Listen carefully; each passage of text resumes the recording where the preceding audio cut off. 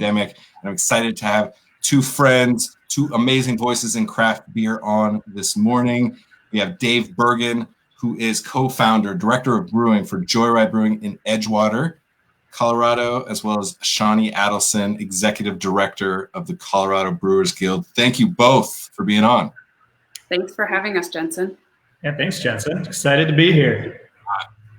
I need this conversation so desperately right now, and I was so excited to be able to get some beer from you, Dave. That just fueled me. This morning I woke up, I was like, yes, I am day drinking, but it's for a good cause. So I feel good about it, right? So Shawnee, let's start with you. Give us kind of a bird's eye view, a little bit of what's happening in Colorado craft beer, as you have hundreds of breweries right now that are struggling and at the same time hustling, motivated, and optimistic about kind of the future, because that's who people are in craft beer. They just find a way to make things happen and feed people delicious beer. So tell us a little bit about what's happening. Yeah, thanks, Jensen. I'm glad that you bring up that component of what craft breweries do for each other. And I think the biggest thing that we've been seeing right now, unfortunately, craft breweries' tap rooms have been closed, but they have been deemed essential. So they're still able to make beer, distribute beer, and be able to sell it to consumers either to go or through delivery or through their local liquor stores. So we're really lucky that breweries are able to continue to do that. We've seen breweries do all kinds of creative things to be able to continue to support their communities and be able to still be around after this pandemic. So I think one thing that I keep telling people is that craft breweries are resilient. They're really people that know how to pivot and be creative. And even though they're struggling tremendously right now, some are still having a lot of fun with it. As you can see by Dave's t-shirt, they have their little lemonade stand down at Joyride in Edgewater, and trying to have just a little bit of fun with what they can. I see that Call to Arms has done the same thing with their banana stand, which is fun too. And so, they're trying to keep it as light as they can given what's going on. But, breweries are struggling a lot. There's been a lot of layoffs, as there have been at restaurants and bars and other industries as well. And so we're doing the best we can, and we're really lucky to be able to allow breweries to be essential. And then we've also been allowed to do temporary delivery to residents to be able to provide beer in a safe way. So breweries have been really taking advantage of that as well. And is it just people connecting directly with their brewery in their area to find out if they're doing delivery? Is there any resource for who is doing deliveries, anything like that? Yeah, those resources, well, there are many resources out there. The Colorado Brewers Guild has a link on our website. There's a form that you can go to. Our website's coloradobeer.org.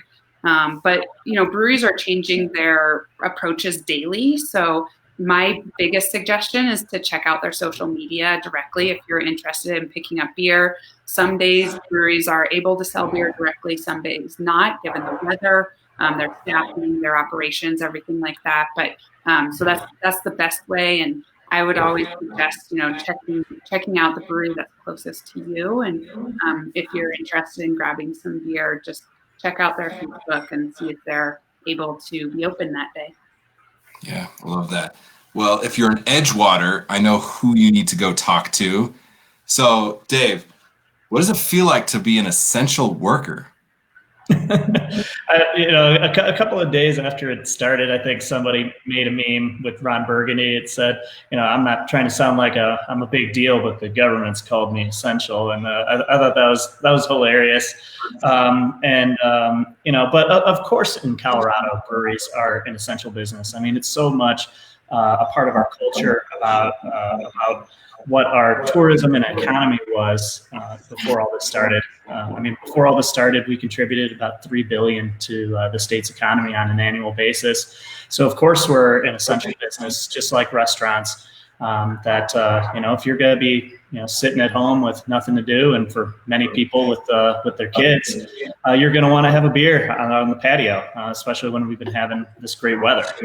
So it's great that we've been able to stay open. We've been able to open up those additional access to market channels such as delivery, and at least been able to pivot to, at least keep something coming in instead of having to cut that off completely.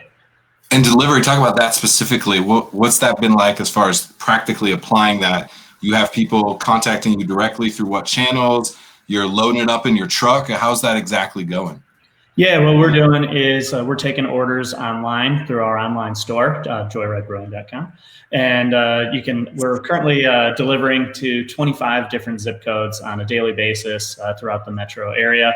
And it's going pretty well. I mean, it's obviously not going to be something that's going to be long-term sustainable and something that's, that we're getting rich off of. But it is giving people an opportunity, especially those who maybe are more vulnerable, who don't want to take the trip over to Edgewater to get their famous beer, or their favorite beer, our famous beer. Their famous beer, I like it. Yeah, and favorite beer, and or people who they've already gone out once for the day. I mean, obviously we want to be smart, we want to be safe, we want to be limiting the amount of times that we're going out, and so if you are more comfortable getting it delivered, definitely, Shawnee said, check out your favorite breweries' social media, and they're normally telling you exactly what they're doing. On days where it's going to be snowing, we close down the lemonade stand because we don't want to be sitting there with the garage door open all day. And so just check out your local brewery on a daily basis, and everyone's been pretty good about making almost daily updates. I love that. Talk about that, Shawnee, maybe a little bit, how breweries have really mobilized, both from delivery standpoint, but from the communication. Sometimes breweries, restaurants struggle a little bit to be active in communication because they're like in the weeds trying to make sure they get beer produced, trying to make sure that they get food out to customers, that kind of thing. And so now we see the level of communication has been up exponentially. Talk about that a little bit as a conduit for communication within craft beer. Yeah, I think that's one thing that we've realized all across the country and the world is that digital communication has been essential during this time period. And so breweries are really stepping up in terms of their social media and communicating to the public about what beers they have, how to order those beers. And like Dave said, a lot of them are turning towards an online system. And so trying to communicate that to the consumers, there's an easy way to pre-order your beers or call ahead and order your beers so that there can be limited contact at when you do pick up or for delivery as well. So we're seeing that all across the state in terms of their communication. And I think that Instagram and social media and Facebook have been the two biggest venues for that and how they're getting that message out. As people that are staying home all the time, I think people are turning to those social media channels more and more. And so, like we said, it's the best way to find the most up-to-date information about your local breweries on their social media. Yeah, I've been very proud seeing how many breweries, as somebody who's a consummate communicator, how much with breweries I'd be like, you got to tell people your story. Don't just try to sell them beer, tell them your story. And so much of that now is about storytelling because we can't bring them into our ecosystem to control their experience, to make them have this amazing memory of being kind of in our environment that we create for them. And so now it's just about getting them beer. Like it's the only thing that matters is getting them the beer and allowing them to like have that emotional connection. So I've been very excited about seeing how that's been playing out. And so Dave, for you being on that front, the lemonade stand, I was not surprised when I saw you guys do that. It's so perfect and exactly the way that you love to communicate. You're playful, you're bombastic. I love all of it. And so why was that important to you to create a portal that people can feel that vibe without being able to sit in your tap room for 2 hours at a time? Yeah, I mean, kind of as Shawnee said, that we're all trying to stay positive throughout this. That I think it's impossible to keep your head up for 24 hours a day. You're always going to have those little moments of self-doubt and worry. But we want to be staying positive and be putting as much as a positive spin on it because in essence, beer is positive and beer exudes positivity. And so we want to be able to give people at least some sort of experience. As you said, they're not able to come into the tap room. They're not able to hear their favorite songs, interact with their favorite beer tenders, pet all the dogs, for instance, like in our place. but at least we can give them something where it's like, oh my gosh, like they even put the R on the lemonade stand backwards, people were like, oh, it looks like my 12-year-old nephew did that. And I'm like, yes, that's exactly what we were going for, even though it was my handwriting. But at least we're able to give people something that, something to smile about, and something that makes us just a little bit unique. And you also mentioned call to arms. What they always have in the money in the banana stand.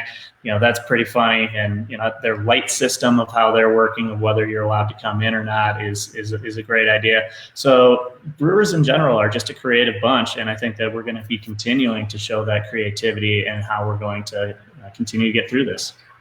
And maybe talk about that from a motivating factor, right? This is fucking hard, people. Like, this is a struggle. We're all in it. We all can't do the things that we're compelled to do. We're also taking time to reflect on the things that actually matter. That part I'm thankful for. Oh, there goes the dog. Speaking of petting the dog, you didn't pet the dog enough. Yeah, the mailman must be here or something. I want to think about the motivation factor, because for me, I know cooking at home has been unbelievable therapy for me. So talk about that from the respect of you and your team, getting to brew beer and give people beer. I know how much that is fulfilling to you. Yeah, and when people ask me what my favorite thing is about owning a brewery, it's when we get done with the shift and we go out to the bar and we're able to see so many happy, smiling people sitting there in the tap room, enjoying your product and just enjoying life. And that has definitely been the thing that's been hardest for me throughout the past couple of weeks, is missing that. I don't know whether you want to call it validation or whatever, but it's just something that always just makes me feel very, very good about what we're doing and what we're contributing to society. I'm not a rocket scientist, I'm not a brain surgeon, but maybe I'm giving those two professions a break from the stresses that they're going through so they can cure the world's problems, and now more important than ever. And so that's definitely been a struggle. It's been good for our brew team that we've been able to keep them working some shifts. They're actually working on a can run right now. We're going to be canning off about 50 barrels before the day is done.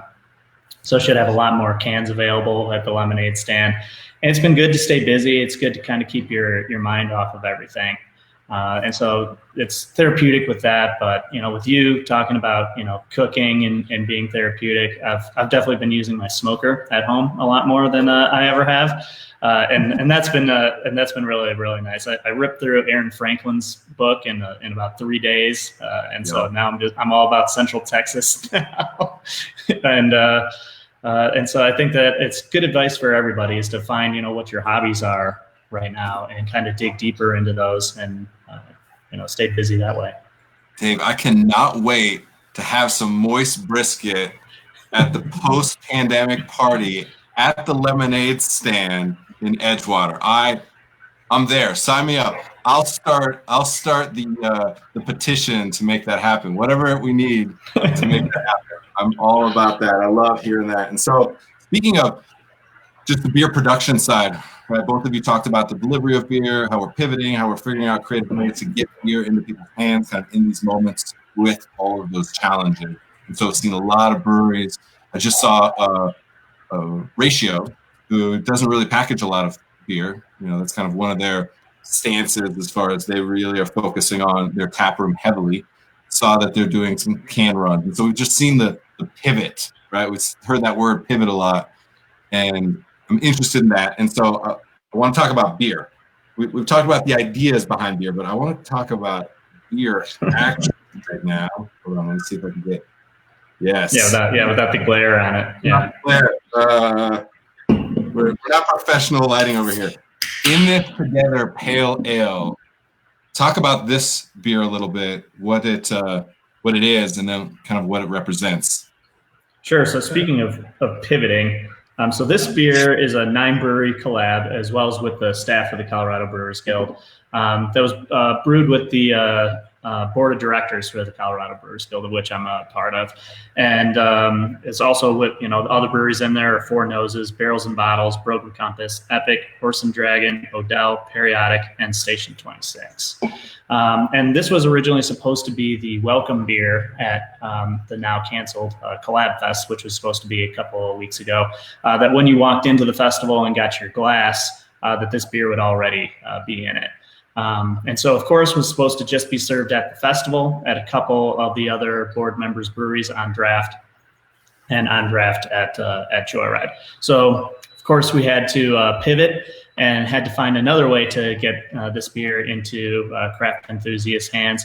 So we canned it up, and the majority of the other board members did buy a couple of cases of it and are selling them at their tap room. I don't know what their supply is. My guess is they're out, but we still have it at Joyride.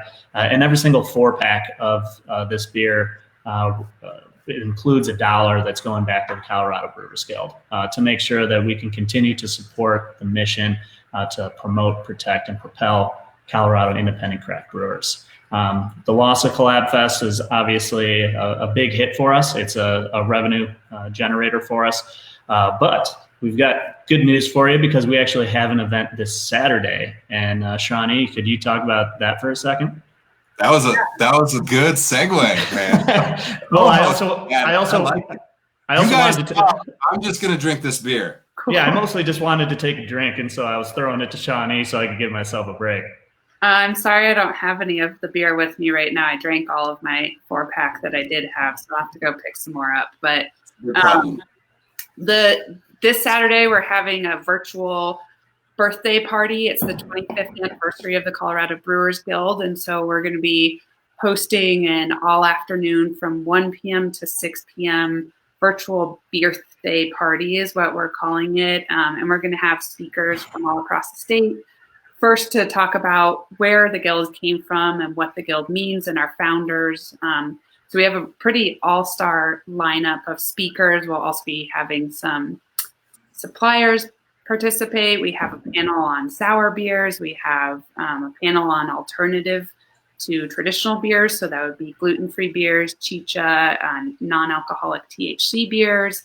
And then just, generally having some fun with brewers and showing the consumer that beer is still fun and that we have a lot to celebrate as being the state of craft beer. So you can find more information on our website. We also did give out a discount code. If you check out our Instagram or Facebook, there's a discount code there that you can get if you want to buy a ticket. And we encourage consumers to just go pick up craft beer and participate in this day of fun with us and hang out virtually with all of these great brewers and founders of craft breweries. You can see the smile on your face. Yeah, it's much needed. This is important. The smile on your face as you're talking about it, you're speaking through your teeth, which I love. Because what does it mean in this moment? This is such a challenge, and it's part of your job and responsibility to kind of be that support system in this moment, and it's a struggle for sure. And an event like Collaboration Fest is a big ticket item on your docket each year, and it's gone. And so to have to pivot again to this and then create something that's just so thoughtful of what's happening in this moment, and I can see how much it means to you. So just let me touch on that to get people fired up. Like, this is not just a virtual happy hour. This is not a webinar. Like, this is the community coming together in a way that is the only way they can right now, which to me is just as meaningful, if not more, than kind of the normal run of show. Yeah, I'm glad that you bring up the financial aspect. The Guild will be struggling financially given that our events have been postponed right now, and we're hoping that changes, but we're going to be listening to, the governor and everything on those. But in terms of this event, I think one of the things that's so great about it is that we asked the founders of the Guild if they would be interested in participating in this, and every single one of them said, absolutely yes. Like, why wouldn't I? How cool of an opportunity this is. And we've been talking about how we could engage them over this year because it is our 25th anniversary. And this was a really unique opportunity for us to be able to do it virtually and bring it into people's living rooms. And so we're really excited about that. And just that how much enthusiasm there has been, and how much support from our brewers is saying, like, I can't wait to participate in this and celebrate where we've come from and where we're going, and to try and bring, like I said, that lightheartedness and remind people that craft beer is fun. And like Dave said earlier, it's in our DNA in Colorado, and we should be respecting that and also celebrating that. So yeah, I'm really excited about this. I feel like it's going to galvanize the craft beer community, which is already so embedded in the collaborative spirit of craft beer of Colorado specifically. And so I'm excited about the fact that everyone has to like slow down and think about what's important. And the guild is so fundamentally important, not just for what it does from a lobbying standpoint, what it does from a communication standpoint, but what it does from a community building standpoint. And clearly in this moment, everyone said, yes, we absolutely need this. And so I like that. I'm inspired by that community building that's happening right now. And collaboration, so important to that. Again, this beer, 9 breweries involved in this beer. Actually, tell us about this beer. This beer is solid, like really, really solid, perfectly on style, a potentially award-winning pale ale. Yeah. And we thought it was appropriate to be on your show today, Jensen, since today would have been the award ceremony at the Craft Brewers Conference in the World Beer Cup. And so since there's no evidence to the contrary, I'm just going to go on and believe that Joyride would have gone 5 for 5 on gold medals. And I'm just going to roll with that. But in either case, with the In This Together, the Pale Ale, what we were going for is, since it was the 25th anniversary of the CBG, kind of wanted to do a little bit of a throwback beer with a little bit of a modern twist to it. And so wanted to do kind of a classic West Coast Pale Ale. I think for a lot of us, beers like Sierra Nevada Pale and Deschutes Mirror Pond and Great Divide, Denver Pale Ale are some of the beers that got us into craft beer. Especially with, some of the other trends that are going on in the industry, I sometimes feel that a classic pale ale has sometimes fallen onto the wayside, isn't as popular as it used to be. But if you talk to brewers, along with Pilsner, pale ale is probably one of their favorite beers to drink. And so wanted to make one that brewers would love, that the craft beer public would enjoy, make it a little bit more on the hop forward side, which of course everyone is really digging right now, but to also work with a couple of our local providers such as Troubadour Malting and Root Shoot Malting, and appropriate, you're wearing the shirt, and yeast from Inland Island.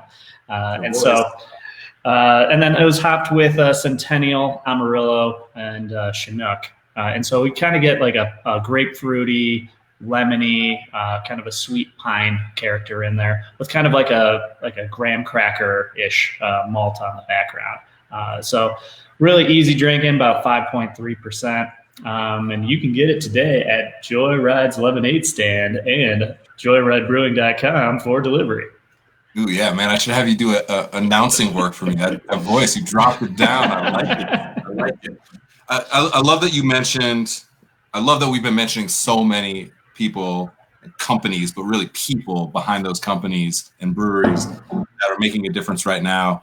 And right away when I tasted this, I knew there was some local maltster malt in here. The richness of it right away, even having that straw color was pretty clear. And so, Shawnee, talk about that. Troubadour, you mentioned, Root Shoot, Inland Island, so many other vendors. And we talk a lot about restaurants, and especially my community, restaurants first. We talk about craft beer, and then we forget about the whole ecosystem, the entire supply chain, the food chain that goes into this. And we forget that like farmers have crops going fallow in the field. There's vines and vines and vines of hops that are going to have to get repurposed into, frozen or whatever the process is that you can basically preserve them. I'm lapsing right now. Anyway, that's an important part of all of this that we kind of forget because we only think about that end product. Maybe touch on that a little bit, as a lot of those people and businesses are part of your community as well. Yeah, I feel like we're really lucky in Colorado that we have such a robust supplier network. Ball Corporation is one of the largest can suppliers in the world, and they are based here in Colorado. So you're starting from that large size all the way down to Troubadour, who's a very small malting company up in Fort Collins. Guys. Yeah, two guys doing all the malt there. And then, we have people like Root Shoot that also grow all their own grain and then malt it as well. They'll be doing a tour at our birthday party on Saturday to be able to see their malt house, which will be pretty cool. But I think brewers here are really lucky. And one of the things that I've been hearing from brewers in this situation is that they are turning more and more to their local suppliers because they're able to get things faster. And they know that it's really important to support those local businesses during this time. And so even our brewers are relying more on their local suppliers as much as they can to continue to make sure that they're also around after all this pandemic. But, in Colorado, I would also say almost all of Eastern Colorado is agriculture, and we've grown grain and barley for coolers for generations. And that's now pivoting to craft malting. And even before this pandemic, that was a trend that was already in place. And so we have Colorado Malting Company as well down in Alamosa area. And I think you're seeing that more and more in Colorado. And I feel like we're really lucky in that sense. And then on the western side of the state, we have a lot of people growing hops as well. So in Colorado, there's a lot of ingredients already produced here. And like you said, Inland Island, we have Inland Island and Propagate and BSI. There's multiple yeast companies in Colorado as well. So White Labs. Yep. Yeah, and White Labs. I feel like brewers are really lucky in that sense. And then you look at the fruit in beers, and we have such a great fruit production in the Palisade area that, Troy Casey is based in Glenwood, and he has great access to all those Palisade fruit, peaches and grapes and everything. So I feel like Colorado is a unique state in that sense. And I feel like that brings that story of the state of craft beer to full fruition, is that we have that entire supply chain here. Yeah. Dave. It's interesting when I heard you saying that lucky is interesting because they are lucky, but that is the byproduct of a lot of hustle, hard work, and human capital going into the system to create that opportunity. And so when you're talking about local suppliers, we're talking about reach out to the brewery in your hood. Like, who's down the street from you that is a part of your community? They live there, they work there, they breathe there. That's really important distinction, I think, in this moment, because it's not just luck. It's a lot of blood, sweat, and tears. And if you want to continue to see and be lucky in that way, you're going to have to support it. And that's part of what we kind of see is, again, it's the simplification of all of it. We want Pilsner and Pale Ale. We want beer from down the street. We want the malt and the hops to be something thoughtfully curated from somebody I know that I went to high school with or whatever, because I'm a part of this community. And I think if you want that, you need to invest in that, and I think that's what we're seeing play out a little bit, because it's being forced on us a little bit, as well as it's showing the people that have been already bought into that are really able to express that in this moment. So that's something I really want to appreciate in this moment again. And so Saturday, 25 years. That's awesome. 25 years. And the work that's been happening from the Brewers Guild, but then down specifically the Brewers, has been amazing. That's why we're lucky in Colorado to have such an amazing craft beer scene. So everybody, Saturday, get on there, laugh, learn, have some craft beer. I think that's going to be an important moment. Shawnee, any last thoughts from you? This is amazing to hear what's happening. And then give us just why people need to, in this moment, drink craft beer, Colorado craft beer. I think you hit it already, is that, if we want these breweries to survive this pandemic, we need to continue to support them, but also craft beer is delicious. And that should also be how you drink it. Like, you guys are enjoying that beer. I'm a little jealous. My mouth is watering right now thinking about it. So yeah, it's good, Shawnee, just so you know. Yeah. I mean, that's something to keep in mind too, is like, people enjoy craft beer for the flavors. And so don't forget that, but also that you're there to support a very important part of this economy in Colorado. that we want to see flourish for another 25 plus years. Yeah. Right. Dave, for you, being a part of that and being not just a brewer, an owner of a business, a part of the Edgewater community and craft beer in Colorado as a whole, also committed to being on the board for the guild. So you're trying to hit at every level and be vertically integrated into the community. And I'm sure you're, packing beer into your truck right now and delivering it around Denver too. So it's in you. Talk about that from a holistic standpoint, what that means to you. And then I need some breweries that I need to try that have so many breweries in Denver. I forget sometimes. It's like, oh man, I forgot about these guys because we're so lucky. We have so many. So maybe a couple of breweries that are top of mind for you right now. Sure, I'll try. Although I feel I'm always going to leave some out, and then I'll catch some slack for it. Colorado, we could just take the next 10 minutes and just go alphabetical. Yeah, I think you had a good point earlier about support the breweries that are close to you and support the breweries that mean a lot to you.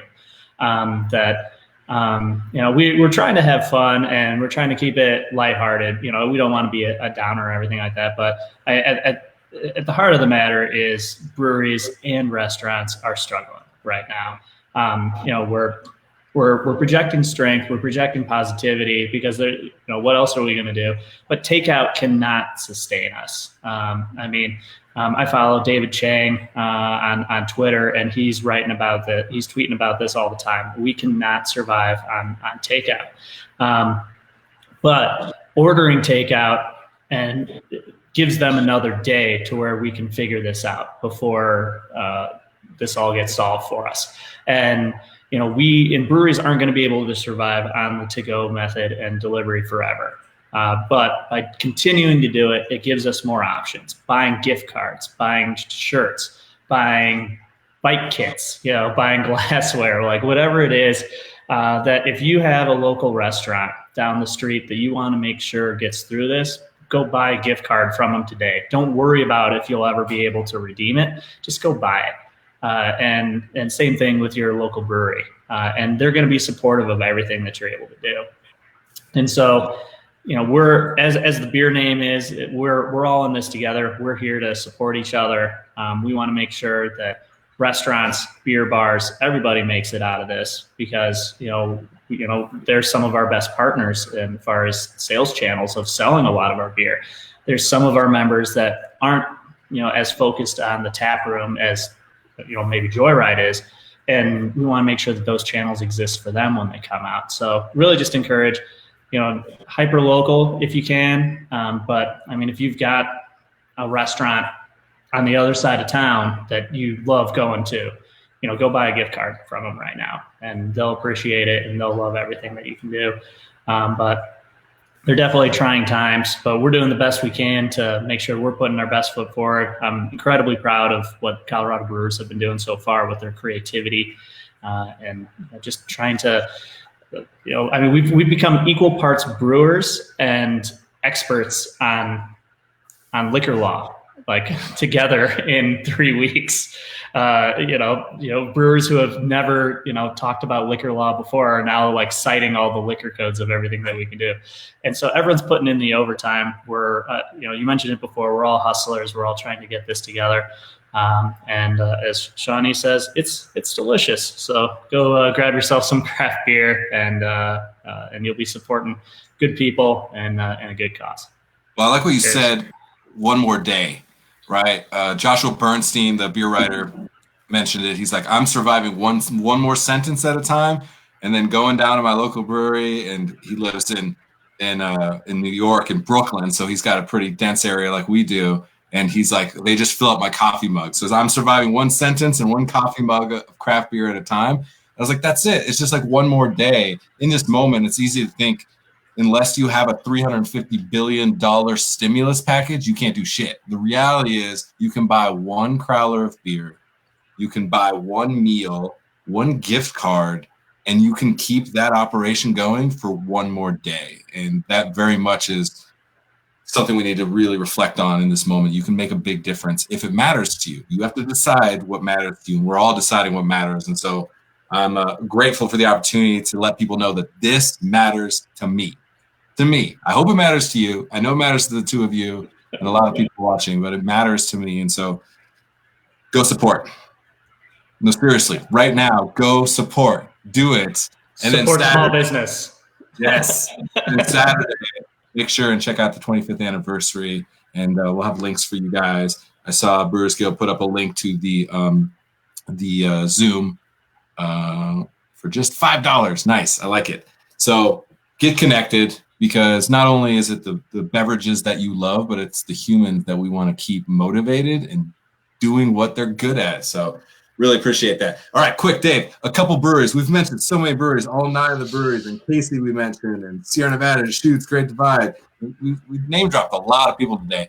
What are a couple more breweries that that you're thinking about that maybe in your neighborhood, just good friends that I need to go get some beer from? Man, put me on the spot. I know. You guys are like get around it, but I want a couple more.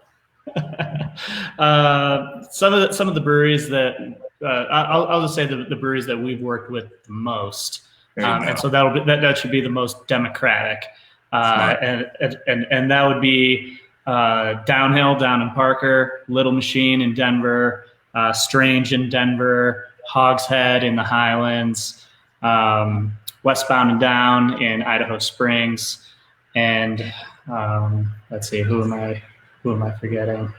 Station 26. And Station 26, done a couple of collabs with them. I did a virtual tasting and power hour with Four Noses last week. They're up in Broomfield. And everyone on our board, want to make sure our entire board gets a shout out again. That's Four Noses, Barrels and Bottles in Golden, Broken Compass in Breckenridge, Epic in Denver, Horse and Dragon up in Fort Collins, Odell in Denver and Fort Collins, Periodic in Leadville and North Glen, Station 26, and all Colorado breweries. Look for the state of craft beer in their marketing, and you know that you're supporting a guild member. And really appreciate the opportunity to be on here, man. Thank you. Oh, it was great catching up with you guys. Again, I wasn't joking. I said I need this conversation. I needed this beer so badly. And it is afternoon. We actually shifted the show it used to be 10 a.m. for the first couple of weeks. I shifted it to noon, and I'm wondering if I did that just so I didn't feel guilty, whatever that means in this moment, or day drinking. But I appreciate this, and I'm excited that this beer tastes so fucking good right now, because it tastes good, also because it means so much. It means so much to the two of you, to the breweries involved, to the craft beer community. And so drinking this beer, I basically feel like I'm saving the world right now. So So that's next time we'll have to start at 11, because you can't drink all day if you don't start in the morning, Jensen. My man, I love it. Shawnee Adelson, Executive Director of the Colorado Brewers Guild, thank you so much for being on the show. Thank you, Jensen. This was awesome. It was good to see your face and chat with you guys. This is face to face right now. It felt really good. I wanted to touch Dave's beard. A couple of times he touched the beard. I appreciate you being on. Thank you so much. Have a great day. Thank you, guys. Dave Bergen, my friend. He is the co-founder and director of brewing at Joyride in Edgewater. That's a hood in Denver. Always so good to see. Your energy is infectious. Positivity, let's spread it. We're taking those words and turning it into our own weapons for good. So thank you so much, and keep hustling. I can't wait. I got another 4-pack from you. I can't wait to try some more beer, man. I appreciate you guys. Yeah, I'm gonna stay on. I'm gonna stay on for your conversation with it's Rheingeist, right? Coming up next. Oh, look at you, man. I usually get off and then plug the next show. Yes. Back in about 20 minutes. Chris Shields from Rheingeist out in Cincinnati is going to be on. That guy, wealth of knowledge, amazing energy. You guys would be homies for sure. I have no doubt about that. I've got family in the Cincinnati area. I got my aunt, uncle who live in Oxford. My grandma lives in Hamilton. And so be interesting to stay on for that one. But wanted to say thanks for everything you're doing for the industry and highlighting so many small businesses and local purveyors. So appreciate everything you're doing as well, Jensen. I'm grateful for the opportunity, my friend. All right, be good. Let's do it. Cheers. Cheers, brother. All right, be good, my friend. You too. Yes. Those are the type of conversations that I need. Just good people. Look, we're talking about businesses, we're talking about an industry in craft beer, but really what we're talking about is humans. Humans in hospitality, or unsung hospitality heroes. That always includes people in craft beer for me personally, and just at large. It's just such a tight-knit community. It really is. And so support them now, like right now. Support the humans in hospitality, support the craft beer, support the restaurants, all of it. Saturday, go to the Brewers Guild website, link in the comments. Check out the 25th anniversary. I got so many breweries to tag in the comments of this because I'm excited. We dropped a lot of different breweries, and there's countless more, so many more breweries, which means so many more humans doing cool shit, doing and making delicious beers and being embedded in their community, being pillars of their community. So I'm grateful for that. Again, tune back in about 20 minutes. Chris Shields from Ryan Guys to be on tomorrow's episodes. Very excited.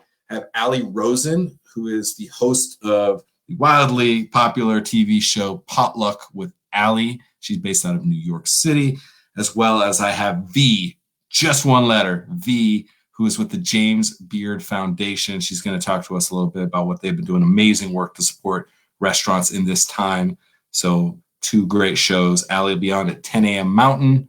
Nope, not 10 a.m. Noon Mountain Time. Getting confused with the new time. And 1 p.m. Mountain Time, V will be on. So I'll see you guys back in a little bit. Hopefully see you tomorrow. Cheers.